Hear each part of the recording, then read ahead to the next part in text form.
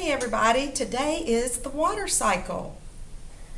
Now, there's a lot of vocabulary, key terms you need to know, so be sure and write those in your journal.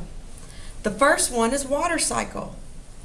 Water cycle is the change of water from one state to another and its movement from one place to another on Earth. So that just means it's just going from one place to another to another to another. Okay? The first one, evaporation.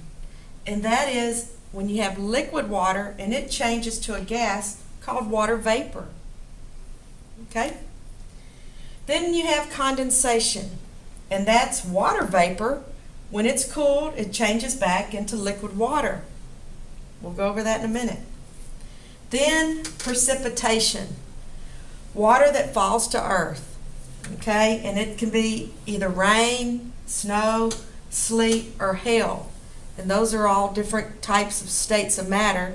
Like rain can be the liquid part, snow is a solid, sleet is kind of mixed, solid and liquid, and then hail is the solid ice that comes down.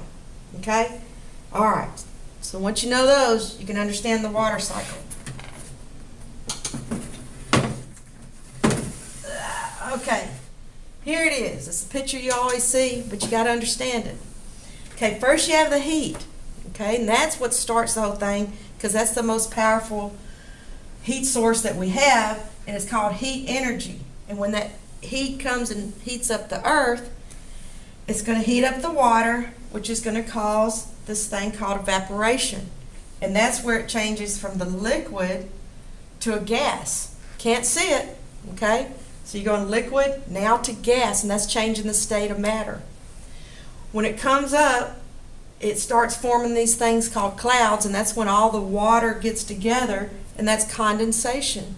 So you're going now from a gas now back to a liquid, okay?